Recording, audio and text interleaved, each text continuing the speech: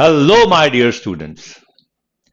भाई आप अक्सर मुझसे ये सवाल पूछते हैं कि आखिरकार केमिस्ट्री के ऐसे कौन से टॉपिक्स हैं, ऐसे कौन से चैप्टर्स हैं जिनको करने से हम बहुत सारे मार्क्स स्कोर कर सकते हैं। मतलब कि जिन टॉपिक्स की वेटेज केमिस्ट्री के लिए बहुत ज्यादा है। मतलब कि ऐसे चैप्टर्स जिनको करना बहुत ही जरूरी है। नहीं तो अगर आप नहीं करोगे तो मर जाओगे। यानी कि करो या मरो, डू और डाई चैप्टर्स ऑफ केमिस्ट्री।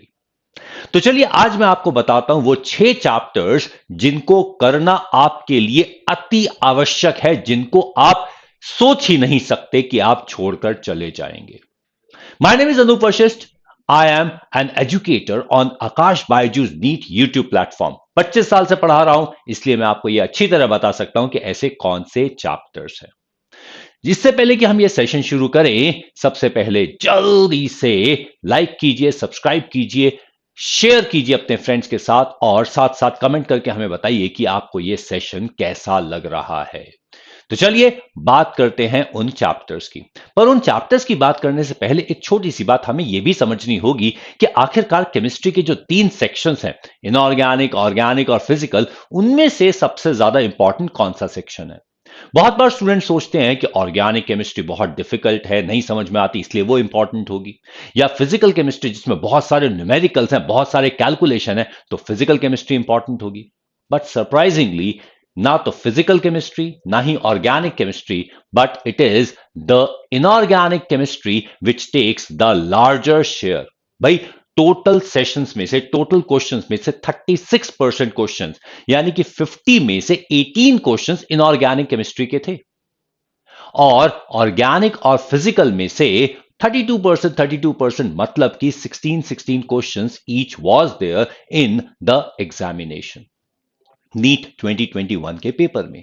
तो इससे आपको अंदाजा हो जाता है कि एक सेक्शन इनऑर्गेनिक केमिस्ट्री जो कि बहुत इजी है, इस वजह से कि सारा का सारा inorganic chemistry word by word NCERT से आता है, तो वो सेक्शन ज्यादा इंपॉर्टेंट हो जाता है। भाई देखो, एक बात का ध्यान रखना, NEET examination is not about torturing you, NEET examination is about getting you selected. तो यहां पर टॉर्चर करने के लिए डिफिकल्ट चैप्टर में से ज्यादा क्वेश्चन हो, यह जरूरी नहीं है। और साथ ही साथ फिर एक बात और डाउट आती है स्टूडेंट के दिमाग में, वो ये कि 11th पर ज्यादा फोकस करना चाहिए या 12th पर फोकस करना चाहिए। भाई इंपॉर्टेंट बात यह है कि नियरली दोनों बराबर ही हैं। हां, जब हम 11th और 12th की बात करते हैं तो यहां पर अलग अलग बोर्ड्स के अंदर थोड़ी सी बातें अलग हो जाती हैं। अब जैसे कि अगर हम सीबीएसई बोर्ड की बात करें, एनसीईआरटी की बुक्स की बात करें, तो ये जो क्लासिफिकेशन मैं आपको बता रहा हूं, ये एनसीईआरटी की सीबीएसई के बोर्ड के ऊपर डिपेंडेंट है। अब अगर आप किसी और बोर्ड को बिलोंग करते हैं, तो भाई मैं आपसे यह कहूंगा कि आपके जो टोटल चैप्टर्स हैं वो तो सेम है, लेकिन उनका डिस्ट्रीब्यूशन 11th और 12th में थोड़ा डिफरेंट हो जाता है। अब जैसे महाराष्ट्र बोर्ड के स्टूडेंट अक्सर मुझसे पूछते हैं कि सर हमारी बुक्स के अंदर तो वो चैप्टर ही नहीं है जो सीबीएसई बोर्ड में है। नहीं बेटा, महाराष्ट्र बोर्ड की बुक्स में वो सारे चैप्टर्स हैं जो सीबीएसई बोर्ड की बुक्स में। बस फर्क सिर्फ इतना है कि कुछ चैप्टर 12th के 11th में और 11th के 12th में, यानी कि डिस्ट्रीब्यूशन डिफरेंट है। चैप्टर्स सारे अवेलेबल है। I have personally checked the books, so इसमें कोई डाउट है नहीं। क्लियर? तो यहां पर अगर वैसे देखते हैं तो क्लास वाइज डिस्ट्रीब्यूशन ये है कि 12th क्लास का हमारा नियर अबाउट 52% है और 11th क्लास का 48% है। वो होना भी चाहिए। 11th क्लास के अंदर हमारे पास 14 चैप्टर्स हैं, 12th क्लास में हमारे पास 16 चैप्टर्स हैं, तो इतना परसेंटेज का डिफरेंस तो चलता ही है। फिर एक क्वेश्चन की बात है, कोई ज्यादा डिफरेंस नहीं है। सो अब जरा देखते हैं कि हमारे पास जो चैप्टर्स हैं, जो इंपॉर्टेंट चैप्टर्स हैं, वो कौन से हैं। Without any doubt the top most position is taken by the chapter called bonding. अब ये एक बहुत अच्छी बात है कि बॉन्डिंग चैप्टर की बात अगर हम करते हैं, chemical bonding and molecular structure chapter की बात करते हैं, तो इसमें बहुत सारी चीजें बहुत सिंपल हैं। और सबसे अच्छी बात यह है कि बॉन्डिंग चैप्टर करने के बाद आपके लिए बाकी चैप्टर्स करना काफी आसान हो जाता है, क्योंकि ऑर्गेनिक और इनऑर्गेनिक में बॉन्डिंग चैप्टर के बहुत सारे कंसेप्ट यूज होते हैं। तो बॉन्डिंग चैप्टर तो आपको वैसे भी कंपलसरीली करना ही है, और जो कंपलसरीली आप कर रहे हैं उसके लिए आपको खूब सारे नंबर मिल जाए तो इससे अच्छी बात और क्या हो सकती है। तो इसीलिए बॉन्डिंग चैप्टर आपको सबसे पहले थॉरोली कंप्लीट करना ही है। अब इसमें भी क्या टॉपिक्स है, यू नो दैट यहां पर हमारे पास फायंस रूल है, फायंस रूल को फजान रूल, फज्जन रूल कुछ भी बोला जा सकता है। वैलेंस बॉन्ड थ्योरी है, हाइब्रिडाइजेशन है, वीएसईपीआर थ्योरी है, dipole moment, bond parameters, molecular orbital theory और hydrogen bonding and its application. सारे के सारे टॉपिक यही है, सारे के सारे सिंपल टॉपिक्स हैं, बहुत आसानी से किए जा सकते हैं। बस एक अगर आपको लुईस डॉट स्ट्रक्चर बनाना आता है तो ये सारे टॉपिक आराम से हो जाते हैं। तो ये था हमारे पास जो टॉप मोस्ट स्कोरिंग टॉपिक है, बॉन्डिंग। अब अगर हम नेक्स्ट टॉपिक की बात करें तो अब मजेदार बात यह है कि नेक्स्ट टॉपिक भी इनऑर्गेनिक केमिस्ट्री का है। And I don't think so there are going to be points for guessing it because this topic is the P block elements. अब पी ब्लॉक एलिमेंट्स की खास बात यह है कि पी ब्लॉक एलिमेंट्स एक्चुअली एक नहीं दो चैप्टर्स है। जैसे कि 11th क्लास के अंदर 13th एंड 14th ग्रुप है, 12th क्लास के अंदर 15, 16, 17, 18 ग्रुप है। तो ये दो चैप्टर्स को मर्ज करके बनाया गया चैप्टर है, तो इट इज क्वाइट ऑब्वियस कि इसके मार्क्स भी बहुत ज्यादा होंगे। और फिर एक और बात यह है कि जो पी ब्लॉक एलिमेंट्स है उसके अंदर जो ज्यादातर क्वेश्चंस है वो बॉन्डिंग और पी ब्लॉक दोनों के हो जाते हैं, क्योंकि पी ब्लॉक एलिमेंट्स में भी काफी सारे स्ट्रक्चर्स इन्वॉल्व है। तो अब ये सोचने वाली बात है कि ये बॉन्डिंग और पी ब्लॉक एलिमेंट्स एक्चुअली दो नहीं है, मर्ज टॉपिक है।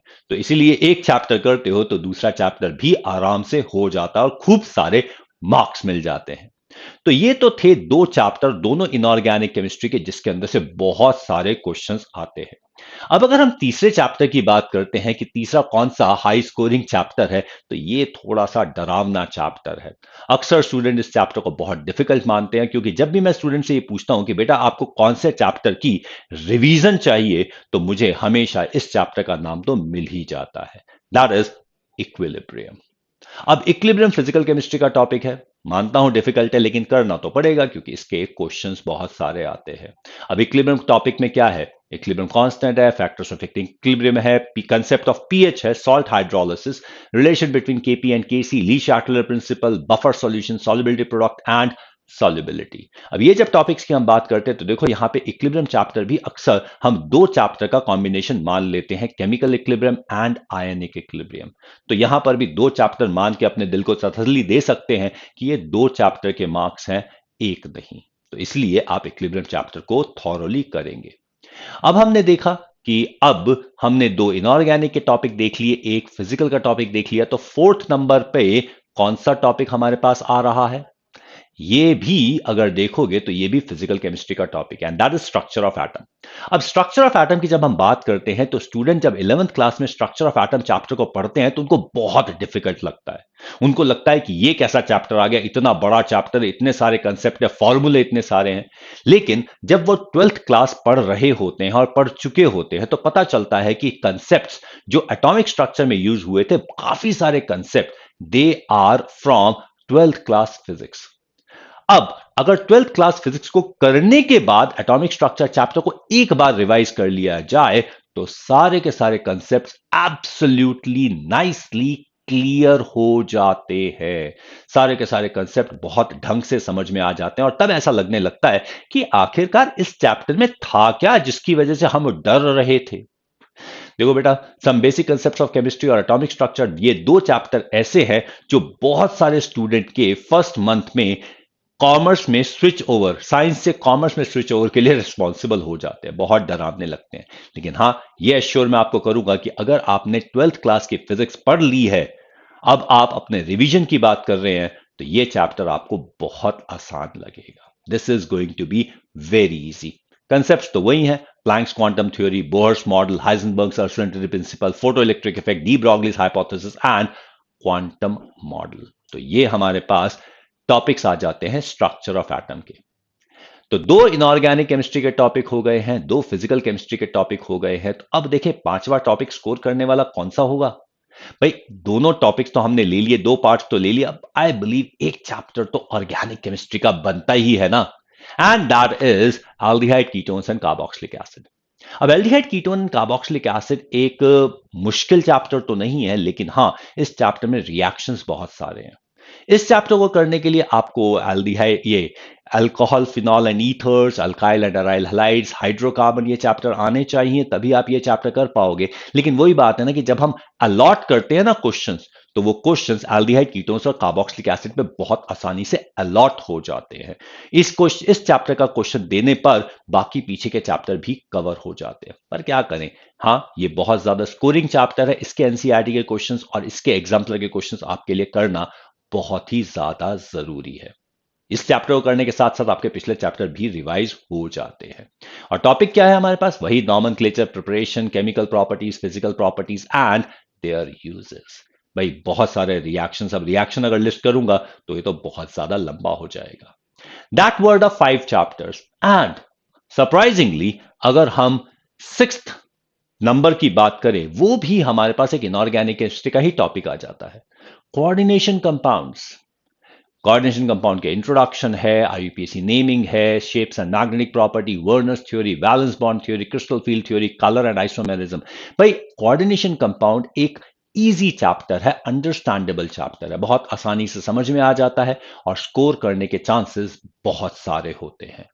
अब ये बात आप देखिए कि इनऑर्गेनिक केमिस्ट्री के एज सच चैप्टर्स का नंबर कम है, लेकिन इनऑर्गेनिक केमिस्ट्री के पर चैप्टर के डिस्ट्रीब्यूशन मार्क्स बहुत ज्यादा है और इसी वजह से इनऑर्गेनिक केमिस्ट्री करना बहुत ज्यादा इंपॉर्टेंट हो जाता है। आप खुद ही देख लीजिए ना कि टॉप 6 स्कोरिंग चैप्टर्स में से 3 चैप्टर इनऑर्गेनिक केमिस्ट्री के हैं। तो आई बिलीव अब आपको यह अंदाजा हो गया होगा कि आपने कौन से चैप्टर्स पर सबसे ज्यादा एम्फसाइज करना है और ऐसे कौन से चैप्टर हैं जिन्हें आप लूज करना अफोर्ड ही नहीं कर सकते, मतलब कि do and die chapters of chemistry. तो अब आप अपनी स्ट्रैटेजी प्रॉपरली बना सकेंगे, अपने स्कोर को और ज्यादा लॉजिकल बना सकेंगे। Stay positive, work hard and make it happen. I am your mentor, friend and your guide Anoop Vashishtha. मिलते हैं नेक्स्ट सेशन में। Thank you.